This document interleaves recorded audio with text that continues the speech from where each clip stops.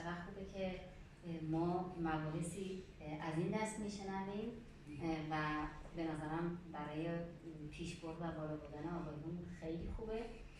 جلسات شعری زیادی من بودم ولی تا حالا با مبحث مادر زمین هیچ وقت نبودم. میتونم بگم اولین باره که توی این مبحث شرکت میکنم و من یه سرمایه در این خصوص نوشتم و تقدیم میکنم، امیدوارم که دوست داشته باشید.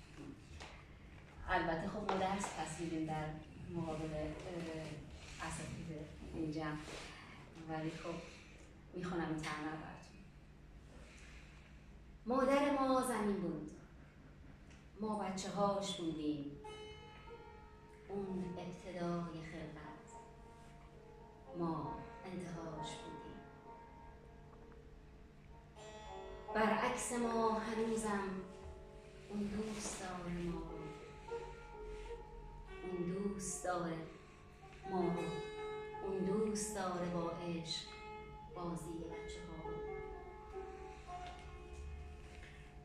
اون دوست داره واسه ما مثل خونه باشه، ما مهربون بشیم کاش زمین که از خداشه.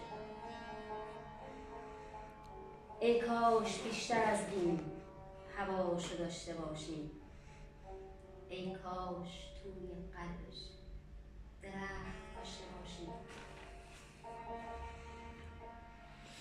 ای کاش خنده هاشو با دود ازش نگیریم، ای کاش دست آخر تو گریه هاش نمیریم. باید باهاش دوباره با عشق هم صداشیم، اون زنده باشه ما هم ممکنه زنده باشیم. ما شهروند خوبی واسه زمین نبودیم، ما بد شدیم به تدریج، از اولین نبودیم. یه جوری زندگی کن که عاشقش بمونی، انسان ادامه داره فقط تو این نشونی.